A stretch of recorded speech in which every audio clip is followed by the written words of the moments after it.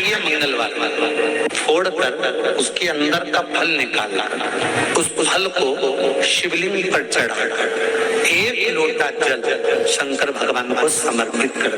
दिन होना चाहिए मंगलवार। कौन सा दिन होना चाहिए? जम के बोलो जरा, मंगलवार समर्पित करो। उसके बाद में आप विवाह के लिए अगर समर्पित करे हैं तो विवाह में देरी नहीं होगी। व्यवसाय और व्यापार के लिए या नौकरी के लिए समर्पित करे हैं तो उसमें देरी नहीं होगी। एक पत्र में आया है, सुन लीजिए, बड़ा सुंदर संवाद। शिव महापुराण की कथा कहती है, मंगलवार को अगर शिव जी के मंदिर में, शंकर के मंदिर में जाकर एक लोटा पानी चढ़ाया जाता है तो हमारे कार्य में उन्नति होती है। हाथ में जल का पात्र हो, शंकर के मंदिर में जब तुम जा रहे हो, शिव के पास जब पहुंचो, जल से हाथ लोटा जल का तुम बाबा को समर्पित कर रहे हो, जल चढ़ा रहे हो, उस समय पर बाबा से जरूर कहो, बाबा बहुत दिन हो गए, बहुत दुखी हूँ, हे मेरे शंकर, मेरे कुबेरेश्वर महादेव, मेरे महाकाल राजा, मेरे इस हाथ को अब तुम पकड़ लो बाबा, बहुत दुखी हूँ, अब तुम थाम लो बाबा।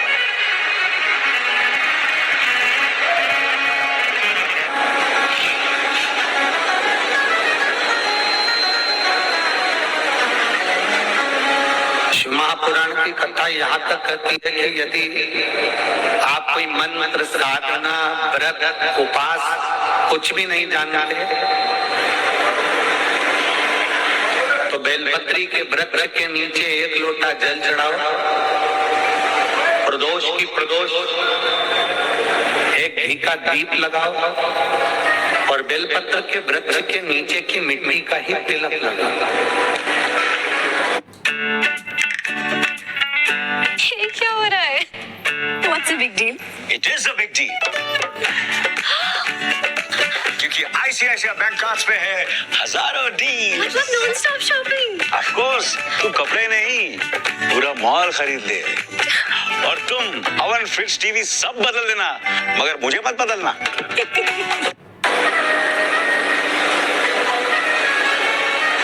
बेलपत्र के वृक्ष के नीचे की ही मिट्टी का तिलक। कथा हमको कहती है कि भगवान कभी भी सामग्री का भूखा नहीं रहा, भगवान भोलेनाथ भाव का भूखा रहा। भगवान शंकर को रिझाने के लिए सामग्री की जरूरत नहीं है। कोई चीज तुम पशुपति व्रत करने के लिए गई हो, थोड़ा सामान तुम्हारा घर पर छूट गया, मान लो तुम्हारा कंकु, रोली, मोली, चंदन, हल्दी कुछ घर पर छूट गया, बस एक चीज ना छूटे, जो 6 दिए हैं वो और प्रसाद के 3 हिस्से। जो प्रसाद तुम लेकर जा रहे हो उसके 3 हिस्से करने का सामान वो छूटना नहीं चाहिए। बाकी का तुम्हारी मोली घर पर छूट गई, रोली घर पर छूट गई, चंदन घर पर छूट गया, अगर तगर घर पर छूट गया, कपूर घर पर छूट गया, लोटा पानी का घर पर छूट गया, कोई सामान तुम्हारा घर पर छूट गया, चल जाएगा, बिल्कुल चलेगा। तुम उसमें चिंता मत करना कि मेरी थाली में ये नहीं। गणगौर की पूजन करने जाती हैं माताएं, इधर गणगौर होती है कि नहीं होती हमको नहीं मालूम। गणगौर की जब पूजन करने माता जाती हैं, तीज का पूजन करने जाती हैं, देवी का पूजन करने जाती हैं, चतुर्थी का पूजन करने जाती हैं, किसी देवी देवता का पूजन करने जाती हैं, पूजन की थाली में दूसरे की थाली में देखती हैं कि बहुत सारा सामान है, मेरी थाली में ये चीज नहीं है, तो उसको याद आती रहती है, मैंने तो भगवान को ये चढ़ाया ही नहीं, मैं तो भगवान को ये देख ही नहीं पाई, मैं तो भगवान को ये दे नहीं पाई, मेरे पास तो ये सामान है ही नहीं, उसकी चिंता में लग जाती है। शिव महापुराण की कथा कहती है, जो देवी देवता ने आपके हाथ से बुलवाना था वो सामान देवी देवता ने अपने हाथ से बुलवा लिया, अब चिंता करने की जरूरत नहीं। आप ये टेंशन मत लो कि मेरी थाली में ये नहीं है, मेरी थाली में ये है, ना ना, आप तो भगवान के भरोसे छोड़ दो कि तूने जो कहा मैं वो लेकर आ गया, तूने जो मुझे बुद्धि दी उस बुद्धि से मैं लेकर आ गई, तूने जो मुझे आज्ञा करी मैं वो लेकर पहुंच गई। अब मेरे पास में ये नहीं कि मैं ये भूल गई, मैं ये रह गई।